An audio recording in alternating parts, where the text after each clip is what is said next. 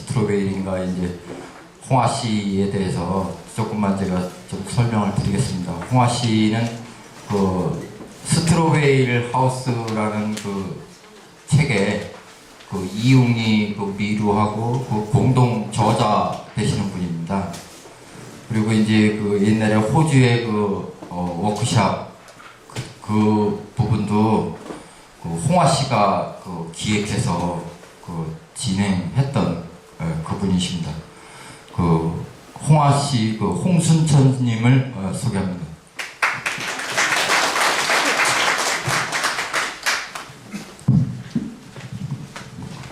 안녕하세요. 이 비프로젝트 때문에 불을 안 켜서 다행입니다. 제가 못생겨가지고요. 바르면 좀 어두운 게 좀 유리한 것 같습니다. 저한테. 저는 지금 이제 전라북도 진안에서 살고 있는데요. 여기 오기 전에는 이제 강원도 정선에 동강이라고 있어요. 동강가에다가 이제 집을 지어야 되는 상황이 됐는데 제가 오랫동안 뭐 환경 생태운동, 그 NGO 활동 뭐 이런 것들을 하면서 맨 땅에서 살았던 사람인데요.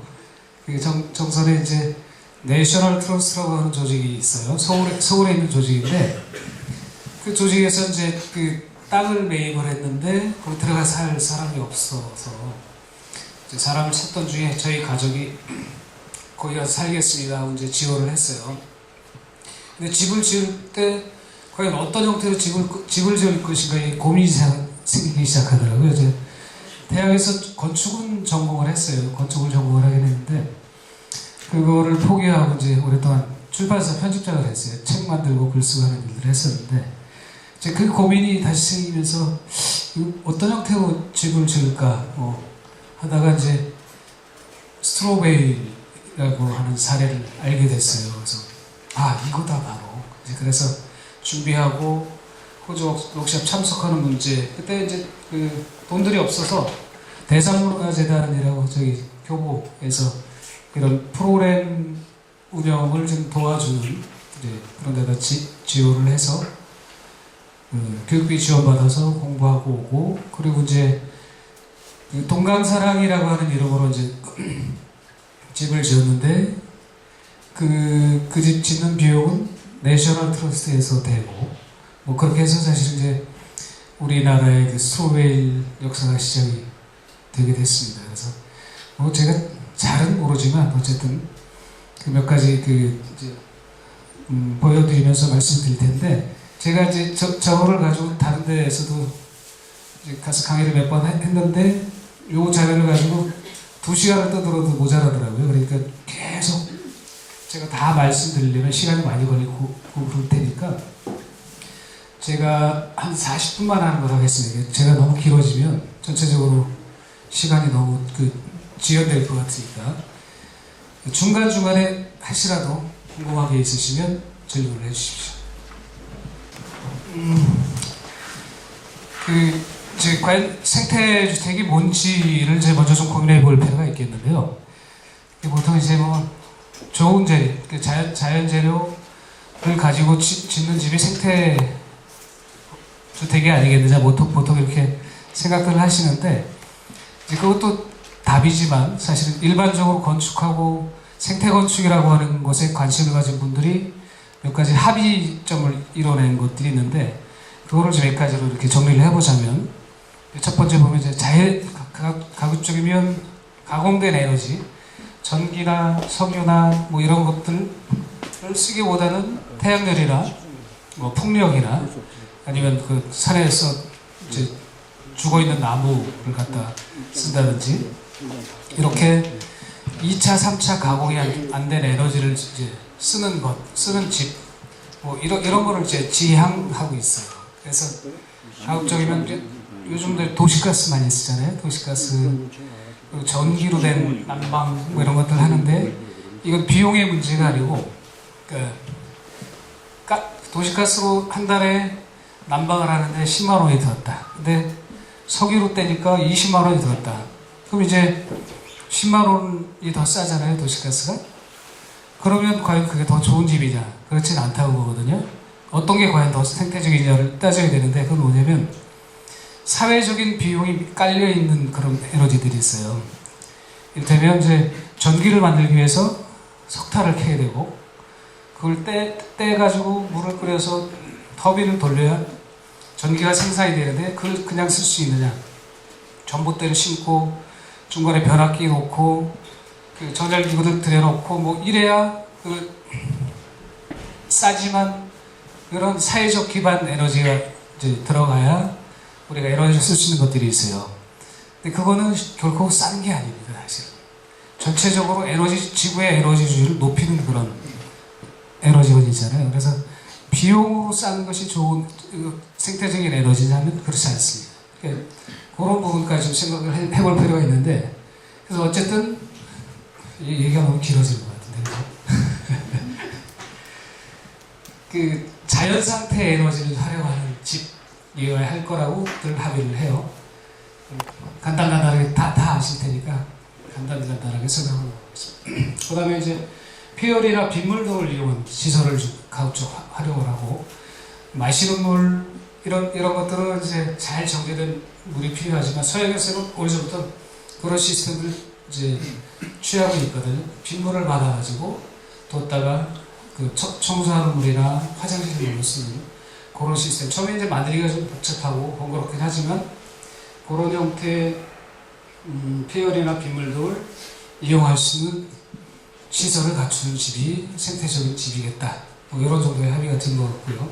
저 사진은 이제 그 동강 사랑 별채입니다. 손님들을 위해서 이제 지었던 우리나라 1호집 별채인데 그 지역에 담배 건조장들이 많이 있어요. 그래서 그거를 이제 본따가지고 만든 집입니다. 자, 그건 하나 더 보실까요? 그래서 이렇게 뭐 환경 부활을 없죠. 보시면 대충 다 아시는 얘기잖아요. 에너지 부활을 축소하고 생태를 고려한 녹화를 해야 되고 등등의 여러 가지 조건들이 이제 조건들을 갖추었으면 좋겠다 하고 뭐 이런 정도의 합의를 하게 된 거죠. 근데 저런 모든 조건들을 다 충족시킬 수는 없어요. 생태 주택이라고 하는 게 좋은 재료를 가지고 이제 집을 지는 것도 중요하지만 그 집에서 살면서 에너지 소모가 적어질 수 있는 집이어야 한다고 생각합니다. 그리고 그 스트로베리 집 얘기를 하기 위해서 나오긴 했지만 기존에 그 대량으로 생산된 뭐 샌드위치 판넬이라든지 다른 목조 판넬이라든지 뭐 이런 것들을 모두 다 배제하고 버리고 새로 시작할 거냐. 이것도 굉장한 사회적 비용을 유발합니다. 그래서 결코 그게 생태적인 방법이라고 생각 안 하거든요. 이를테면 이제 샌드위치 판넬 누가 쓰다가 처박아도 안 쓰는 게 있어. 그러면 그게 기능상 필요한 곳이 있다면, 그 스트로베리 벽은 외벽이 제일 중요하잖아요. 외벽은 그걸로 하지 않더라도 내벽이나 지붕은 그걸 갖다 쓴다든지 이게 훨씬 생태적인 거죠. 그래서 사회적으로 합의된 몇 가지 방안이 있긴 하지만 더 중요한 거는 그러니까 가급적이면 우리들끼리 내부에서 에너지주의를 좀 낮추고 조금 양보하는 뭐 그런 정도의 개념을 하는 게 좀 올바른 생태주택이라고 생각을 합니다. 네. 자, 왜 생태주택을 지어야 되는지 좀 심각한 얘기를 좀 하고 넘어가야 되는데요. 겨울에 대한 난방비가 제일 걱정이기도 하고요. 그리고 좀 건강하게 살았으면 좋겠다는 것도 걱정이기도 하고, 몇 가지 생태주택을 원하는 몇 가지 요인들이 있는데,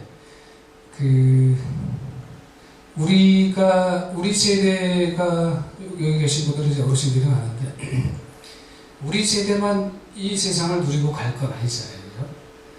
그 자식들이 있고, 그 밑에 또 손자들도 태어날 거고, 뭐 이런데, 우리 시대에 다 퍼먹으면, 우리 자식들하고 손자들은 뭘 퍼먹고 살겠습니다. 그래서 이제 우리 세대가 미래 세대를 위해서 뭔가 많이 남겨주지 못해도 덜 퍼먹을 필요는 있어요.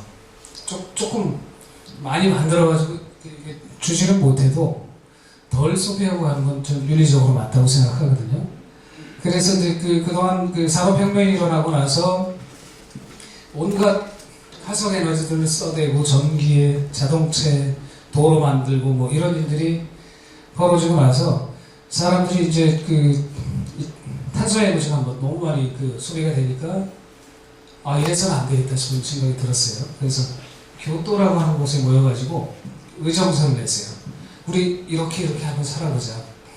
그러니까 탄소 배출을 좀 가능하면 줄여서 지구가 뭐라고 하지? 더 오랫동안 잘 유지될 수 있도록 우리가 좀 소비를 줄이고 건전하게 유지하기 위해서 이런 약속들을 한번 해보자. 교토에 모여서 이제 협의를 하고 성명을 발표한 게 이제 교토 의정서인데, 여기에 의하면 이제 몇 가지 탄소라든지 몇 가지를 이제 줄이자, 점차적으로. 근데 이제 미국은 세계 최대 탄소 배출 국가인데, 그거 하면 지네가 물어야 될 돈이 많을 것 같으니까 비준을 안 했어요.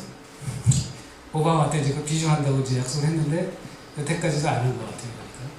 그래서 어쨌든 저런 정도의 약속까지 하게 됐다는 건 이미 지구가 굉장히 심각할 정도로 위험하다는 반증이거든요. 그러니까 저것 때문에 이제 어떤 계획까지 생기냐면, 우리 주식시장에서 주식이 이렇게 거래되잖아요. 사고 팔리고 돈처럼. 그런 것처럼 이제 국가 간 아니면 도시 간 탄소 배출권이 이제 책정이 돼요. 너네는 인구 100만에 자동차를 몇 대 보유하고 있고, 그 다음에 생산시설이 뭐뭐 있으니까 몇 톤까지 가스를 배출할 권한을 줄게. 너희는 인구 10만에 뭐 어쩌고 저쩌고, 그러니까 너희는 가스를 몇 톤만 배출해. 이런 협약들을 해서 국가 간에도 그렇고 도시 간에도 그렇고, 이렇게 해서 탄소 배출권이라고 하는 걸 갖게 되는데, 최근에 국내에서도 저런 시장이 생겼어요.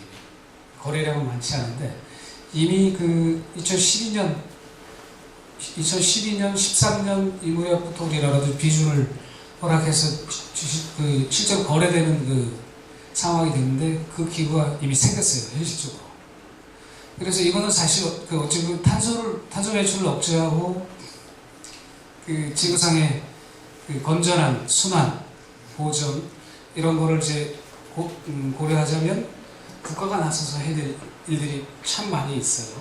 이제 그런 의미에서 저는 이 스로웨일 하우스가 이제 굉장히 중요한 역할을 할 거라고 생각하는데, 이거는 단순히 내가 건강하고 좋은 집에서 살겠다는 그런 의지뿐만 아니라, 그러니까 우리가 좀 더 건전하고 아름다운 세상을 자손들에게 물려줄 수 있다는 어떤 사명감까지도 구현하는 전 집이라고 생각을 하거든요. 실제로 이제 스트로베리 하우스에 살아보니까 저희 집엔 에어컨이 아예 없습니다. 물론 에어컨 살 돈이 없기도 하지만 에어컨도 없고, 겨울에 지금 화목 보일러하고 이제 기름 보일러를 같이 쓰는데, 일반 주택의 절반 이하면 난방이 가능해요.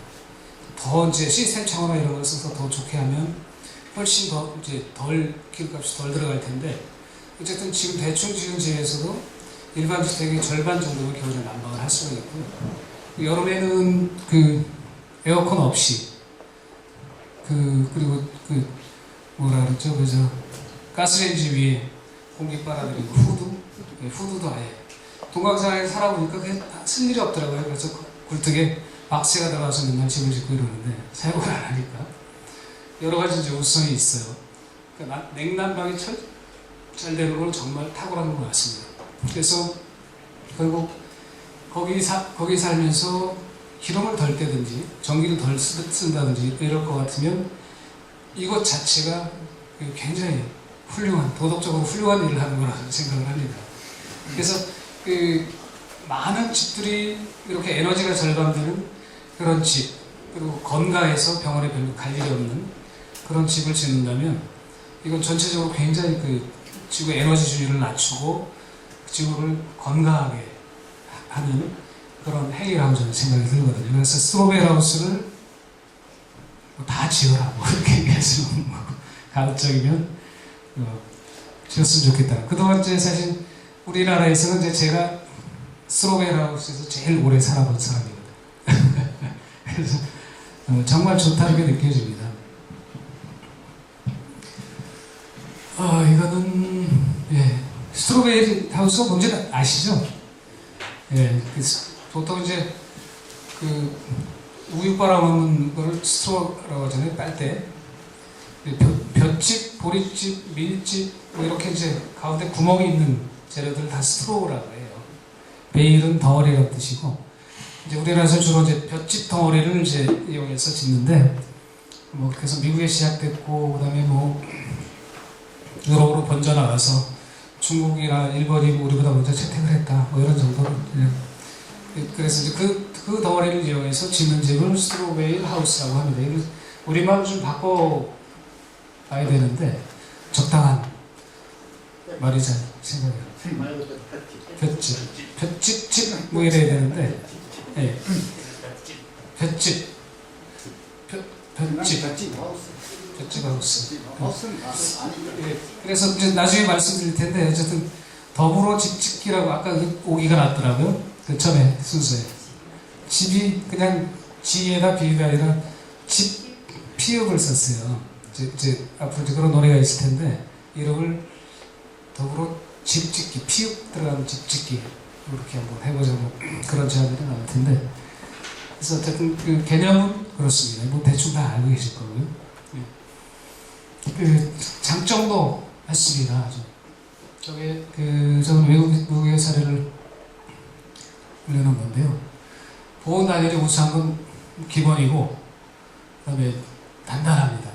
공기도 잘 통하고, 그리고 일체식 구조이기 때문에 이제 요즘 일본의 경우는 그 조적식이라고 해서 벽돌 쌓아서 짓는 집은 못 짓거든요. 허가가 안 나요. 이렇게 내진 수직화 중에는 강하지만 횡화 중에는 굉장히 약하거든요. 이렇게 조적식 벽돌 쌓아서 짓는 집이 이제 그런 단점이 있어요. 근데 그 지진은 이제 횡으로 왔다 갔다 하는 힘이라서 형편없이 약해서 넘어져 버려요. 그래서 내진 설계를 반드시 요구를 하는데 그 조적식 집은 일본에서 지을 수가 없습니다. 근데 이거는 그 아래 볏짚을 양쪽에 흙이 잡아져서 일체식으로 이렇게 샌드위치 판넬 같은 그런 구조라고 생각하시면 됩니다. 이질 자료들이 만났지만 이게 통으로 한 놈이 돼가지고 획으로 왔다 갔다 하는 에너지도 잘 견뎌내요. 그래서 지진에도 오히려 강합니다. 게다가 이제 그 내부에 들어가 있는 경량목 구조가 이미 내진 구조이기도 하고요. 거기다 이제 볏짚과 그 미세하게 같이 발라져 있기 때문에 지진에도 굉장히 강합니다. 화재에도 강하고. 그래서 그 실험해 봤냐고 이렇게 물어보시면 몇 가지 증거 자료를 해드릴 수도 있는데 넘어가겠습니다. 그 다음에 방음 효과도 우수하고요. 습도 조절 능력도 좋고.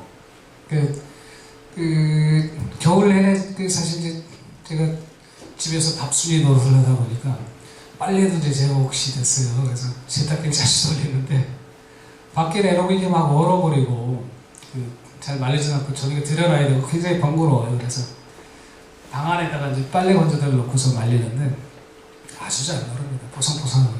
그래서 집사람한테 사랑받고 있습니다. 그 여름에도 우기에 장마철에 이렇게 내놓지 못하잖아요. 빨래를. 그래서 궁여지책으로 이제 비닐하우스 하나 조그만 걸 이제 이번 겨울에 만들었는데 굳이 뭐 거기다 안 해도 실내에서 이렇게 말려도 아주 잘 마릅니다. 보통 이제 시멘트로 만든 집들에서는 여름에 비 말리는데 이렇게 하면 곰팡이 냄새가 나고 잘 안 말르고 이러잖아요. 전혀 안 그랬어요. 뭐 여러 가지 장점들이 있습니다. 그 다음에 이제 볏짚이 갖고 있는 각종 마실러스 청국장이나 뭐 이런 것들 띄울 때도 볏짚이 없으면 안 되잖아요. 마실러스균이라고 하요. 이거를 뭐 굉장히 여러 가지 볏짚, 흙 이런 재료들이 뭐 굉장히 뭐 좋은 재료인 건 분명하고요.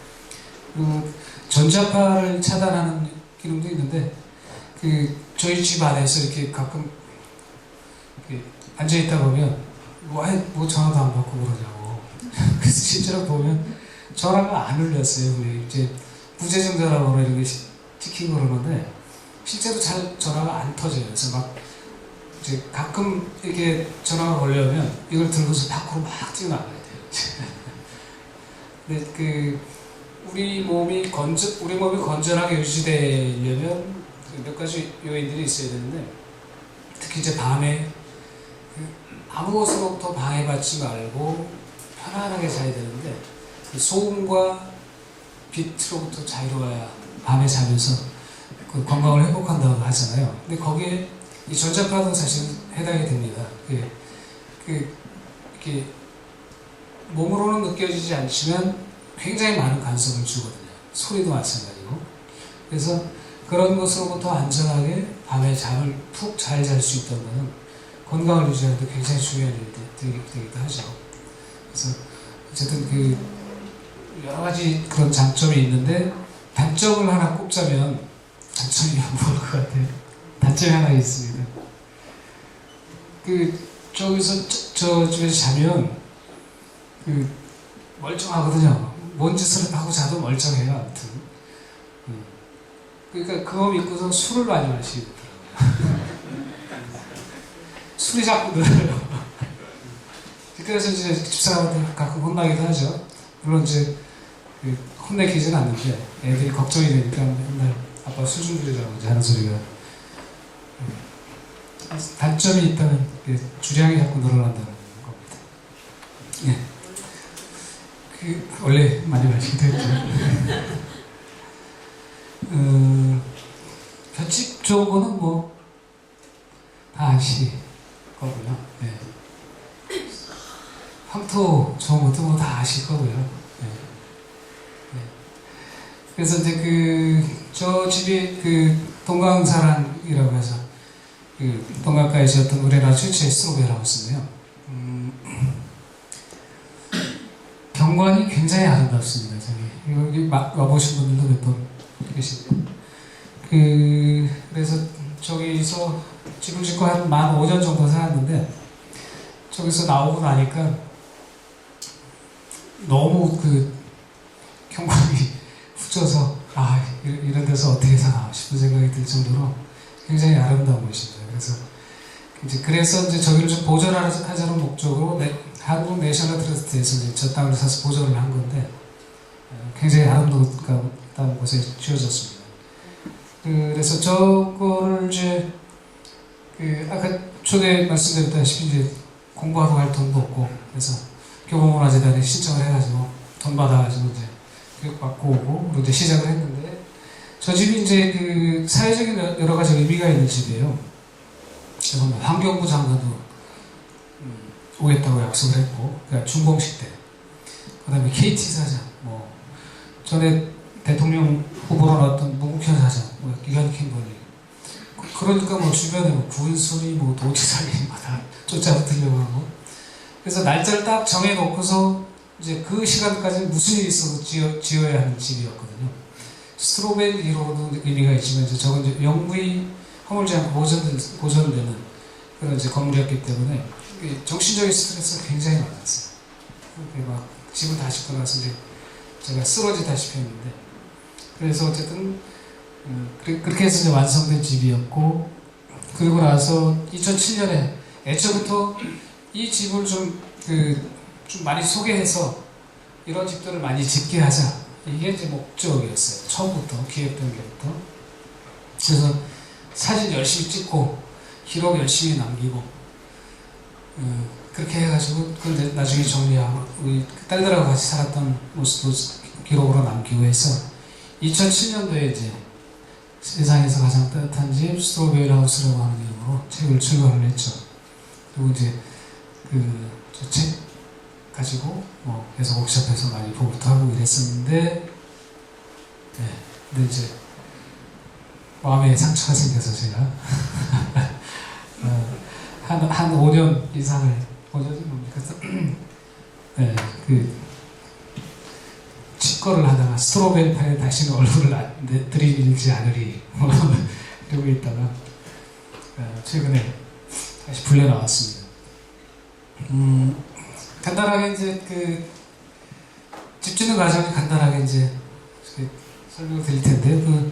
잘 알고 계신 분도 계시지만 보통 이제 집을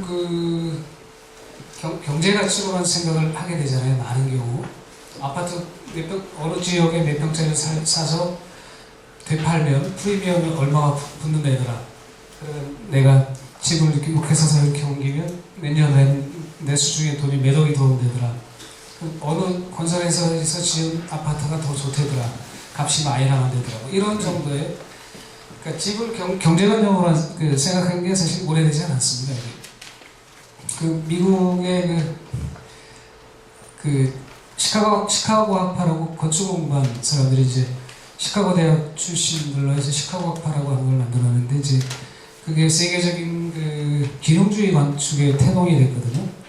그래서 이제 짜임새 있게 공간을 구성하고 효율적으로 공간을 만들어서 비싼 가격에 분양하게 하는 그런 건축 방식, 도시를 건설한다든지 뭐 이걸 기능주의 건축이라고 하는데 그것 때문에 이제 우리 사람들이 집에 대한 인식들이 달라졌어요. 전에는 이제 저희 아버님 세대만 해도 그냥 동네 사람 모여서 밤새 도둑집을 하나 뚝딱 짓기도 하고 내 집이 없으면 동네 사람들하고 같이 해서 이렇게 진흙 발로 밟아가지고 이렇게 벽돌 만들어서 만들기도 하고 집은 까치도 자기 짓고 여우도 굴 파고 뭐 이렇게 다 살던 게 일반적이었는데 기능주의 원칙이라고 하는 것이 들어서 산업화되고 나서부터는 집은 그냥 돈을 주고 사야 되는 것 아니면 굉장히 많은 비용을 들여서 남들한테 의뢰해야 되는 것 뭐 이런 식으로 시부가 돼버렸어요.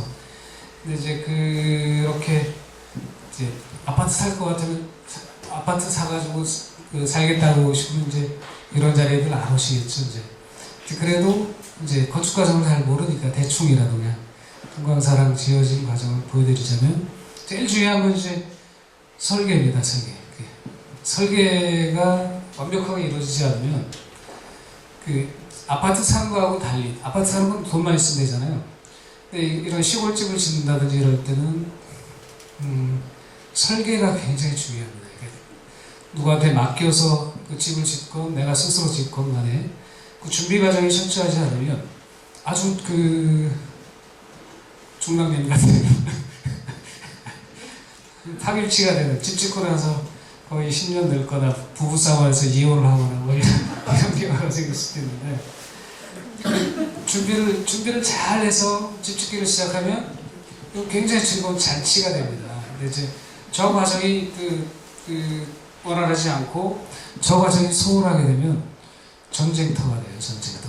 돈 문제, 기한 문제, 그 다음에 디자인에 관한 문제 이런 것들이 막 맞물려 있어가지고 이 과정이 굉장히 중요합니다. 저게 잘 되어 있으면 이미 절반 이상 치는 거예요. 설계를 굉장히 열심히 잘 하셔야 됩니다.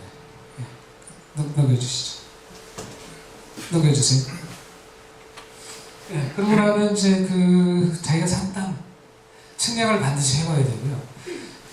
이제 자기 땅이 어디까지인지를 정확히 알지 않으면 거기다가 잘 모르고 집을 안 쳤을 경우에 나중에 이제 청화선이 경계선에서 얼마가 떨어져야 되고 그 지방마다 법규 조례들이 있는데 그거에 어긋나서 중공을 못 내릴 경우도 있어요. 그래서 측량을 반드시 해봐야 돼요. 내 땅이 어디까지인지 그리고 법령이 어떤데 거기에 내가 어느 선까지 집을 지을 수 있을 건지를 노력을 반드시 확인해야 됩니다. 그래서 측량이 아주 또 중요한 거잖아요. 순서대로 치자면. 그 다음에 측량이 끝나면 이제 규준틀이라고 하는 걸 세우는데 저건 뭐냐면 그 터 안에서 구체적으로 내가 집을 어떻게 할지 건가를 이제 미리 가늠해 보는 거예요. 막대기를 꽂기도 하고 뭐 실을 띄우기도 하고 이러는데 그렇게 이제 자기 집을 지을 자리를 이렇게 딱 실제로 땅 위에 표시해 보는 거를 규준틀이라고 하는데요. 그 다음 과정이 규준틀대로 이제 되게 털을 팝니다. 저기 동강사랑은 좀 기초가 사실 너무 거하게 된 편인데요. 저렇게까지 할 필요는 없을 것 같고. 그 다음에 이제 미리 베일을 이렇게 준비를 해둘 필요가 있어요. 필요할 때 얼른 투입을 해야 되는데, 베일이 보통 이제 습도가 20% 미만인 걸 써요. 이제 베일을 이제 한 차를 사더라도 보관이 잘 된 베일을 사오더라도 그 안에 보면 이제 습기가 좀 머무는 것들이 있어요. 들어보면 이제 벌써 묵직하고 이제 이런데, 이제 그런 건 좀 배제를 시키고 잘 마른 거를 이제 골라서 쓰거든요. 그래서 어쨌든 베일도 미리 저렇게 준비를 하시고요. 그 다음에 이제 중간에 몇 개를 빼먹었는데, 기초를 치고 나서 이제 그러고서 기둥 세우기를 합니다. 넘어가시면 기둥 여러 개 세우고 석가래 올리고 뭐 이렇게 해서 그 다음에 이제 이 베일을 이렇게 외벽에다 세우는데, 스트로베리 하우스가 일반 집짓기하고 똑같습니다. 다른 거는 바로 이것밖에 없어요. 외벽에다가 스트로베리를 넣는다는 것. 이 차이밖에 없습니다. 나머지 창문 들어가고 지붕 재료, 기초, 뭐 보일러 배관하고 수도, 전기 넣고 뭐 이거는 일반 주택하고 다 똑같아요. 스트로베리 하우스는 그저 저건 아직 보여주시면 안 되는데. 그래서 이렇게 외벽을 스트로베리로 쌓고 미장 방법이 좀 특이합니다. 또 흑미장하는 배열이라는 게 특이한데, 그것만 외벽으로 한다는 것 이외에는 다른 과정은 다 똑같습니다. 그래서 스트로베리로 집 주면 뭐 좀 싸게 짓는 거 아니냐, 혹은 뭐 돈이 더 들어가는 거 아니냐, 뭐 이런 질문들을 많이 하시는데 그렇지는 않은 것 같고요. 나머지 재료들을 어떤 걸 선택하느냐, 어떤 방법으로 집을 짓느냐, 이거에 따라서 싸게 질 수 있고 비싸게 질 수 있는 거죠. 스트로베리이기 때문에 싸거나 비싸지지는 않습니다. 절대. 그리고 이제 건축주가 미리 준비를 많이 해서 중고 자재들 갖다 막 사놨다든지, 아니면 기술이 좋아가지고 자기가 직접 이렇게 뭐 했다든지 이러면 훨씬 더 싸게 줄 수가 있는 거죠. 사실 이제 좋은 목수를 만나는 것도 정말 중요한 일이기도 하고요. 그래서 집은 자기 기준이나 자기 형편에 따라 가격이 아주 천차만별이 됩니다. 목수님이 자기 집을 지으시면 인건비가 안 들어가기 때문에 훨씬 싸게 짓겠죠. 자재비만 있으면 짓겠죠. 근데 목수님은 되게 자기 집 안 짓죠. 대장장이 집에 식칼이 쓴다는 것처럼 목수님도 자기 집 짓는 경우는 결코 본 적이 없는 것 같아요. 등등 여러 가지 이런 장점이 있는 집이지만, 그리고 이제 베일을 쌓고 미장하기 전에 이렇게 전기선을 안으로 이렇게 이런 것도 충분히 가능합니다. 저거 이제 초기 방식이라서 쇠 파이프 같은 게 지나갔죠. 저게 이제 호주에서 배운 방식대로 뭐 긴 볼트 갖다가 채우고 어쩌고저쩌고, 저게 그야말로 우리나라 초기 방식이었습니다. 외국에서 배운 거. 지금 저렇게 안 하죠. 저렇게 이제 파내고 전기 배관도 미리 해두고, 그리고 이제 저거를 다 끝나면 미장을 해서 집을 완성을 하는데요. 저희 집사람 술 먹지 말라고 그러죠. 술 먹어 혼나 이러죠.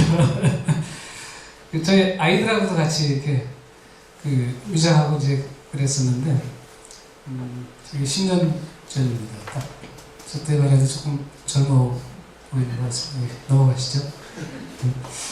네, 넘겨주세요. 그리고 이제 맨 마지막에 바닥 배관하고 이제 바닥 마무리해서, 여기 동강사람 장판도 안 하고 그냥 흙바닥에서 이렇게 살았습니다. 이렇게 저기 흙으로 미장하고 저기다 아마인유를 끓여가지고 여러 차례 발랐어요. 그러고 그냥 살았어요. 그랬더니 이제 아무래도 거칠죠, 장판 한 거보다. 양말이 벗고 이러더라고요. 지금 이제 지난 집에서는 바닥은 그냥 시멘트 마감하고 거기다 장판 깔았습니다. 예, 넘겨주시고요. 자, 그래서 이제 저렇게 행사를 거하게 했어요. 카메라 가서 찍고 높은 사람들한테 찍고 동네 사람들은 무슨 환경단체가 어쩌고저쩌고 막 트랙터 몰고 가서 길 막고 전쟁하다시피 이렇게 찍기도 하고 마무리도 했던 그런 집입니다. 그렇게 완성이 됐고요. 그래서 이제 그 초기에 나왔던 책이 이렇게 지금 없는 것 같아요. 절판이 된 것 같은데 저 책이. 예. 거기까지가 끝일 것 같은데요. 예. 그거는 뭐 중요한 건 아니고. 이제 개략적으로 이렇게 말씀드렸고요. 시간을 오래 안 끌려고 말을 막 빨리 했는데요. 혹시 궁금하신 게 있으면. 네.